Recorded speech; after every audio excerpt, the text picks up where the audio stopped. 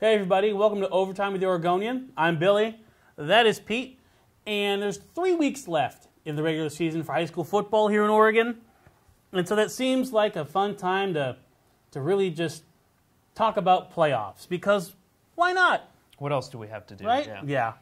Top 4 teams from each league get the automatic bid, and right now we've already got a couple of ties for 4th place. In the PIL, Roosevelt and Jefferson are locked up in number 4 position. In the Southwest Conference, South Medford and North Medford are locked up right at 500 at the number 4 position. Century in the Metro Leagues at number 5 right now. Reynolds from Mount Hood Conference, Lake Oswego from the Three Rivers League. Those are some interesting teams that could probably win some first-round games, but as they sit right now, they're on the outside looking into those automatic bids. And one of those teams, Century, is in action this week against another team that's fighting for their playoff life, Westview. They sit at 2-4 right now, 1-3 in the Metro League. But that could be a very impactful game for this kind of fringe playoff bend. And oddly enough, you will be there next week. I'm going to be out there at Hillsborough Stadium to watch that game. And yeah, Pete, I mean, that's definitely one of those games that could, I mean, I think it's going to decide one of those teams that's going to make the playoffs or not. Westview has 2 incredible weapons, Mason Elliott and Samari Toure. At one point, they were 1-2 in the Class 6A receptions list that we keep, which is on the website. You should probably check that out, too, if you want to. And with Century, Derek Jackson can do it all. Offense, you know, he runs the ball, he catches the ball. Special teams, fantastic kick returner. No, of course, no team ends up looking very good against Jesuit. But that Century team put up a fight in the second half. They actually outscored Jesuit in the second half.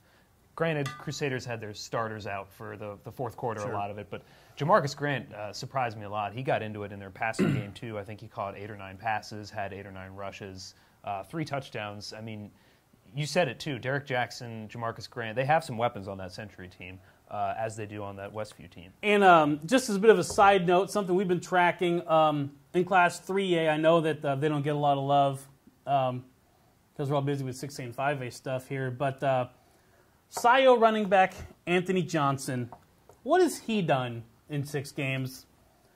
Well, he's rushed for 2,039 yards, 27 touchdowns, and he averages 15.9 yards per carry. What have you done in 6 games? What have you done in 6 games? Yeah, he has a chance to eclipse Thomas Tyner's record set in 2012, a single-season rushing total of 3,415 yards. In their last game against Colton, in which the Loggers won 76-20, 11-man football, and they're number 1 in 3A, by the way, in the OSA rankings. Of course they are. Johnson played 1.5 quarters, ran for 467 yards in a quarter and a half, 16 carries, 6 touchdowns. I understand it's not a 6A or a 5A game. Let the man have his record pursuit. Let him chase it. Stop hating. Stop hating. And I just realized this is going to be my last overtime segment of my 20s. Oh, God. I turned 30 on Sunday. Happy birthday, Billy. Yeah, well, you know. I do what I can. Overtime. Thanks for my mom and dad. Thank Overtime with the Oregonian. Thank you. That's what this is. That's who we are. Buy Billy a drink if you see him. Please, absolutely.